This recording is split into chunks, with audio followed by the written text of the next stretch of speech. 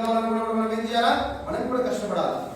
ఎందుకంటే కృష్ణాచార్య చెప్పినట్టు మీరు అనుకుంటారు ఏదో మేము కారు మీద వస్తున్నామని కాదు. మేము కష్టపడే కష్టాలు వాస్తవం చెప్పాలంటే నిజంగా 7.5 సంవత్సరాల్లోనే 1,60,000 మంది ఇంత స్థాయి వెళ్ళిపోయిందనే కారణం దాని వెనక ఎంత కష్టం ఉండదో మనం ఒకసారి ఆలోచించాలి.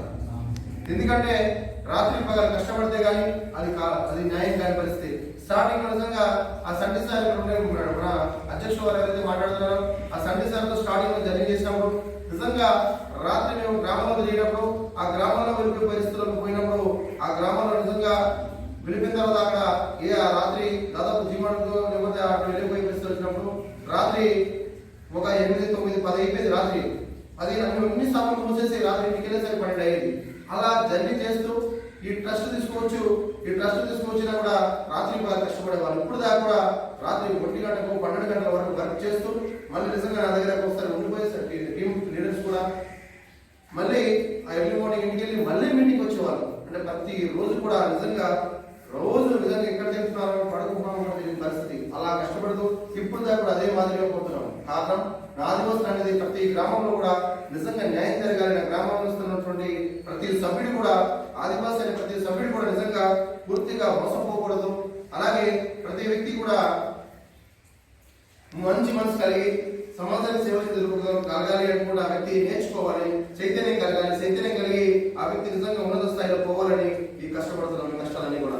అందుకని ప్రతి సభ్యుడు కూడా ఆలోచించాలి విషయాన్ని కూడా. ఎందుకంటే ఈ యొక్క ఆదివాసీ ట్రస్ట్ వల్ల చాలా ఉపయోగాలు ఉన్నాయి. ఎందుకంటే మనమందరం కూడా ఇప్పుడు దాకా కూడా అనేక చదువు లేకపోవడం నిరక్షరతల కారణమే మనకు అన్ని మూలంగా కాబట్టి మనం అక్షరత భావంగా రావాలి. అందుకని ప్రతి గ్రామంలో ప్రతి పిల్లలు చదివించాలి. మనం చదివిస్తే తప్ప మనం ముందు స్థాయిలో పోయే పరిస్థితి కాదు. ఎందుకంటే విద్య అనేది చాలా ప్రాముఖ్యతమైనటువంటి విషయం. విద్య లేకపోతే ఇంత పుస్తకాలు సామెత కూడా ఉన్నాయి. ఆ సామెతమే కాదు వాస్తవాలన్నీ కూడా. చదువు లేకపోతే మనము చాలా కోల్పోతాం. ఎందుకంటే మనకి 2 కళ్ళు భగవంతుడు 2 కళ్ళు ఎంతో ఉపయోగమో అదే మాదిరిగా 3వ నేత్రం ఏంటంటే చదువు. ఆ చదువు ఉంటే నీ ప్రపంచాన్ని చూడగలుగుతావు. చదువు లేకపోతే నీవు ఎక్కడ వేసిన గొంగలు అక్కడే ఉంటాయి. ఆ నూతిలో ఉన్న కప్ప నూతిలో ఉన్నట్టు ఉంటాం మనందరం కూడా. అందుకే ప్రతి సభ్యుడు కూడా నేను చెప్పే చూసిన సలహాలని కూడా పాటించాలి. ఎందుకంటే చదువు అనేది మన పిల్లవాడు మనం చదవకపోయినా మన పిల్లవాడు చదివించే పరిస్థితి మనం చేయాలి. ఎడ్యుకేషన్ అనేది లేకపోతే ఈ రోజు నేను కూడా చదువుకోకపోతే ఈ రోజు ఇన్ని బ్రాంచ్లు పెట్టే వాళ్ళు కాదు.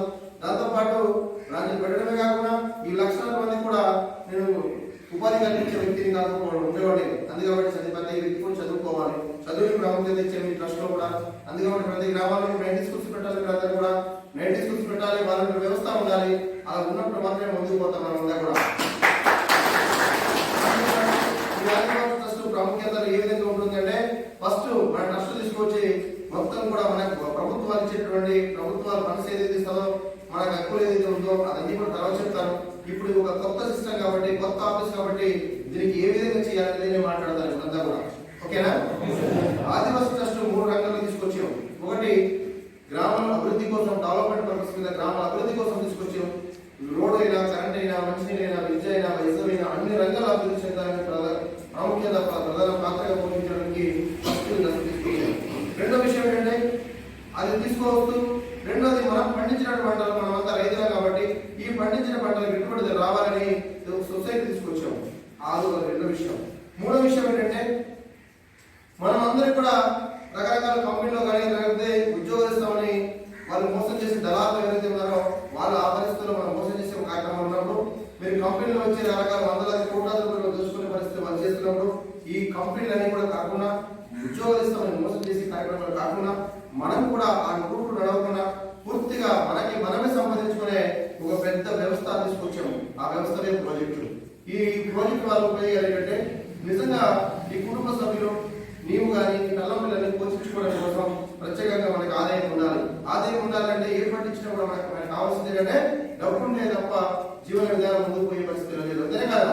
అందుకబట్టి ఆ డబ్బు ఫైనాన్స్ అనేది మోస్ట్ ఇంపార్టెంట్ అనే ఉద్దేశంతో ఏదైతే ప్రాజెక్టు నేను కూడా 9 నెలలు నేర్చుకుని దాదాపు 18 లక్షలు ఖర్చు పెట్టి ఈ ఒక సిస్టమ్ ని నేర్చుకుని ఈ రోజు కోట్లాది రూపాయలు ఇచ్చే కార్యక్రమం తీసుకొచ్చాను. అందుకబట్టి ఇది పూర్తిగా ఈ వ్యవస్థ ప్రాజెక్టుని తీసుకొచ్చాను. ఈ 3 రంగాల్లో పూర్తిగా డెవలప్మెంట్ అయ్యే పరిస్థితి ప్రతి సభ్యుడికి కానీ ప్రతి మనిషికి కూడా జీవనాధారానికి 3 తోడ్పడతాయి.